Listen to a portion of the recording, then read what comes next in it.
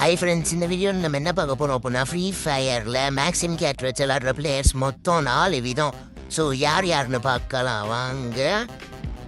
First type, இந்த பைப்புலையெல்லாம் அந்த மேக்ஸிமோட லுக்குக்காண்டி நாங்கள் இங்கே வச்சுருப்பாங்க. ஏன்னா அந்த பைப்புலையெல்லாம் அந்த மேக்ஸிமம் வச்சு சும்மா இந்த லுக்கு மட்டும் நல்லாயிருக்கும், அதனால் வச்சுப்பாங்க. ஏன்னா நம்ம மாலத்தில் ஒரு நேரம் காசு இருக்காது. ஏன் காசு இருக்காதுன்னு சொல்கிறதோட ஆடிக்க இருக்கா அம்மாவாசைக்கு இருக்க தான் நம்மளே முதல்ல இந்த கேம் கேருவேன்.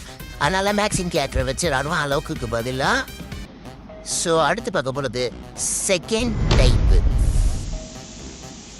இந்த பயன்படுத்த அந்த மேக்ஸின் கேரக்டரோட ஸ்கில்லை மட்டும் வச்சு விளாடுவாங்க.